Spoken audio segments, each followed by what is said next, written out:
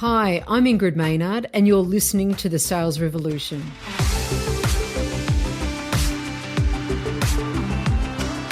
When did sales become a dirty word? Because it has. When you look around, no one wants to have sales in their job title. Everybody's customer experience, account executive, business development, customer so-and-so, engagement specialist, all of those different fancy words that really are all about saying, I'm in sales. I'm responsible for bringing in customers who are responsible for bringing in money. And without money or revenue or sales, we don't have organisations. We have charities, really.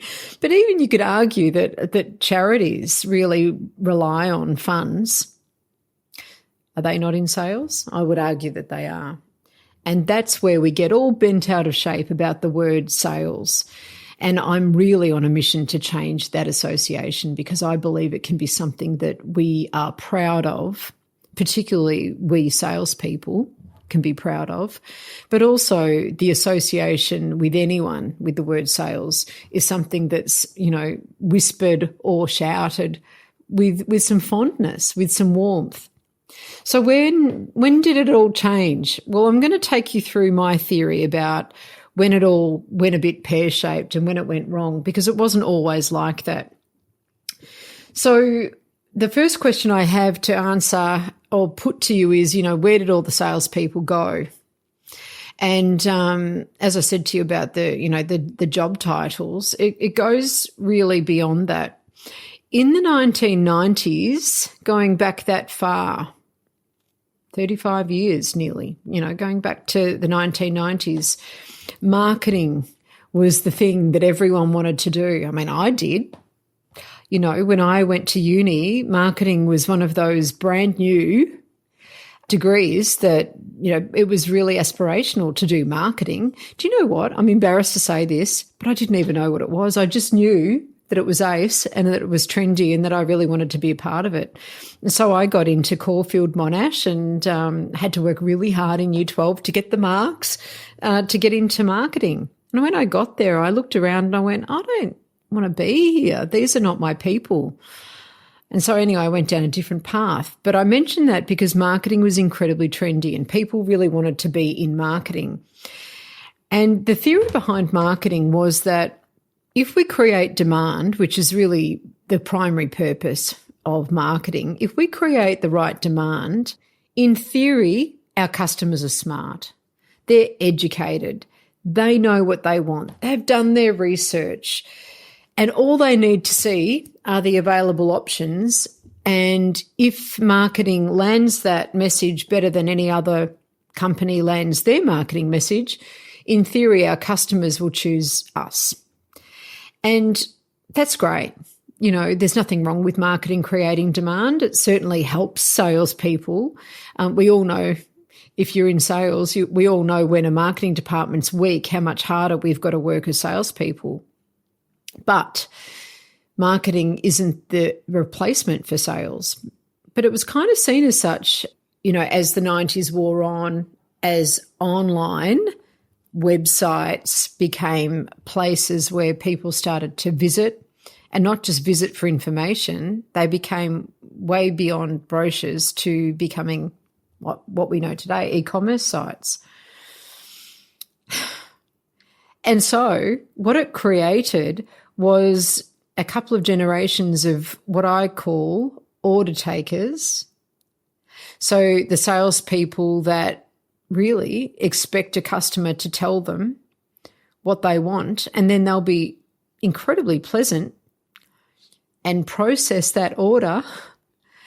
Or if we've got account managers, that they become glorified customer service agents. And it's one of the two criticisms or complaints that I have from executives in organisations or sales leaders in organisations, that's what they've got in their teams, are a bunch of order takers or glorified customer service agents. Gone are the days where people are able to create an opportunity by knowing how to go about doing that. Unless it's obvious and told to them, they have no idea where to begin. Now, some of that's their fault, and some of it's none of their fault. And there's a few reasons for that. So one is that, we've had an amazing track record when it comes to economic performance in this country. We've had about 35 years since then, 35 years of continued strong economic times, and that's fabulous. But what it creates for salespeople is it creates a lot of order takers and customer service people. And generally speaking, when times are great, salespeople can get a little bit flabby, and they think that by just turning up and being a good person, maybe being the squeaky wheel, turning up the most frequently or talking the most, they get the deal. And they mistake it for skill, and they don't understand that they just happen to be Johnny on the spot, and it has really nothing to do with anything that they've done that's created the opportunity. So what I would say to that is that now that times are tough, it's exposing what was already there. It hasn't created any type of change in our salespeople. It's just exposed the fact that we're not game fit anymore. And so that's a concern. That's a concern. But that's where it started. Now, the problem with that is that when you have good platforms that, are e-commerce sites, and you rely on marketing, and you've, just got order takers or customer service people, the factors that matter the most then to customers that are buying are a couple of things, and it almost reduces selling or buying down to its lowest common denominator, and that is availability and price. That's it. Wow. There's no margin in that. There's not a lot of profit in that. And so the art of delighting a customer has been lost, and that's really where the value and the profit actually lies. So this is how it directly affects profit when we get down to availability and price, and none of the lovely feels that come from the experience that comes when you're in the capable hands of a salesperson who's great at what they do for their organization, but also really loves you as a customer. Oh my gosh. We don't know what that feels like anymore because it's so rare. I want to bring it back, but it's rare today. What happens is we don't get these things that all direct profit back to the business. One is we don't get repeat or loyal customers because it really comes down to availability and price. So where else can I get this product at the same price or a cheaper price? Or where else can I get this product? Remember a couple of years ago when supply chains were affected by the products being held up at ports, it was all about availability. And then it became about price. And now price, people are thinking that, customers are going to buy just on price. And they will if that's all they've got to choose from. So it affects that. Now, we all know the value of a loyal customer. When you've got a repeat customer and you've got a loyal customer who's going to be there and not be too concerned when a delivery is late or whatever, not a repeated delivery being late, but there's enough deposits in that, relationship bank account for them not to have the whole relationship destroyed over one thing that goes wrong because they're loyal and they love you. There is a massive difference. That's where the profit is, because you don't have to go out and find 4 customers to replace that one, which is what it costs every time you lose a loyal customer or a repeat customer. You've got predictable revenue with a repeat customer. You've got the ability to plan, to resource plan. That's just one.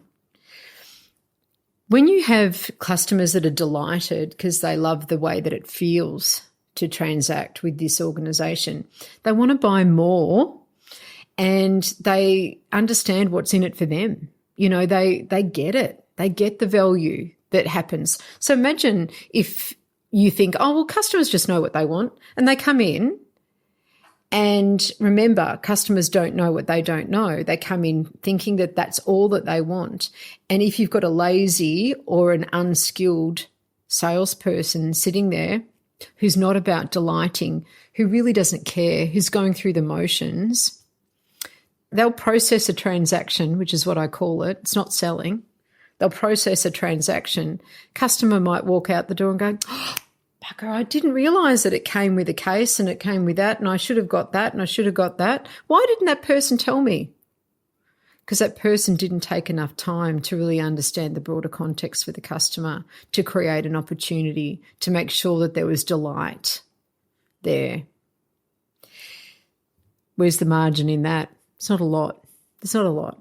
It happens when solutions are put together, when products are bundled together as a solution.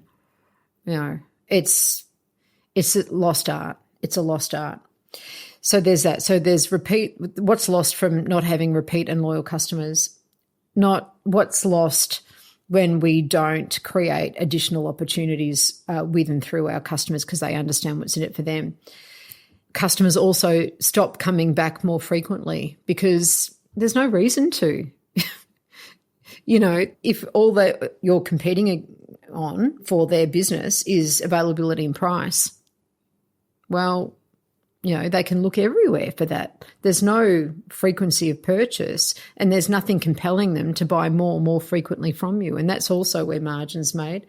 And then the final part is they're not compelled to refer anyone to you because what's the point? What's the difference? There's nothing really driving them to do that because there's nothing wow about anything. So they don't want other people to belong to you because they don't even feel like they belong to you. It's about how we make other people feel. And that is where I really believe that salespeople can lead the way. And that's why I call it a sales revolution. Maybe I could even call it a sales-led revolution because I actually feel that, being of service to other people is a way of being. So something's been lost because let me remind you, and I'm going to give you a very clear example of a time when it actually wasn't like that. Again, it was the 90s, and I'm going back to a breakfast that I was invited to by somebody who was in a business networking organisation, and I was in my early 20s. I might have even been late teens, and it was called Salesmen with a Purpose or Salespeople with a Purpose, SWAP. I don't even think it exists anymore. And these people got together in the recession. And they used to drive around in cars that had bumper stickers saying, I do not participate in a recession. I didn't get it. I thought, what are they talking about? I don't participate in a recession. What they were talking about is I am the creator of opportunity. I am the creator of my own success. I take full ownership for the way that I make other people feel, for everything that I do. It's radical. It's radical ownership. And when I went along to this, they used to call them swap meets. They'd come together and they'd all stand up at this breakfast and they'd go, I'm alive and well and I feel great. So they'd start the day with, an endorphin, a dopamine hit, where they're looking around, they're getting the oxytocin high from being surrounded by people where there's a sense of belonging, which is what we're craving for, especially after lockdowns and isolation and all of those awful things that were done to humanity. I don't care what it was in the name of, it was still done to humanity. And we're craving that as employees, as customers, as suppliers, as people, as humans. Imagine going to that, starting your day like that. So they'd start their day with positivity and then they'd tell success stories. They'd have a speaker from their group come up and talk about success stories. So they're hearing it, they're submerged in it. But more than that, they would also go to schools and talk about how everyone's in sales. You're either selling an idea or you're trying to, to get someone to do something, whether that be a teacher, getting a student to do their homework or to listen in class, or you're a child trying to get permission to go to a concert from your parents, whatever. He just explained to us that we're all in sales. Now, I remember looking around the table at the Year 12s, and I was one of them, and my peers weren't interested in the slightest. But I was. It struck a chord with me. There was something that deeply resonated and still does to this day because I knew it was the truth. I knew he spoke the truth. And that's why I know that salespeople are special when they remember what we're here to do, which is to be of service and to create that mutual enrichment. The other thing that has happened in the last 20 years has been because really we've just needed warm bodies who are nice going out there, to take the orders. There hasn't been a need to train our salespeople in deeper level skills that we're going to need now, or we do need now. And organisations that don't have salespeople who have that deeper skill set are really struggling and will continue to struggle. So it shouldn't just be about the salespeople, but man, that's their thing. If they don't bring home the revenue target, all eyes are on the sales leader and their salespeople. So there was a belief that salespeople, all we've got to do is hire them and they'll come with their own networks. Well, we all know that that doesn't work with non-compete clauses and so forth, so it's a misnomer. It also means that there was the assumption that, they know what they're doing, they'll find their way. They know how to sell. But do they know how to sell the way that you want them to sell? Who are your customers? Do they understand the value in relation to what matters to them? Because what matters to customers is all that matters, really. And there was a belief that salespeople were born, not bred. Some of the best salespeople I've ever met in my life would never have called themselves salespeople, but that's what I would say that they were, because they were incredibly impactful in getting somebody to take on an idea and to do something differently as a result. And that's a craft. It's a craft. There's an ability, there's competence, there's skill attached to that. There's a psychology attached to that. There's a discipline to apply a process as well, to build that muscle memory. It's really powerful. So that's another reason why the sales revolution is dedicated to really reversing that thinking that sales is a dirty word, because it's not. It's a beautiful word. Watch this space.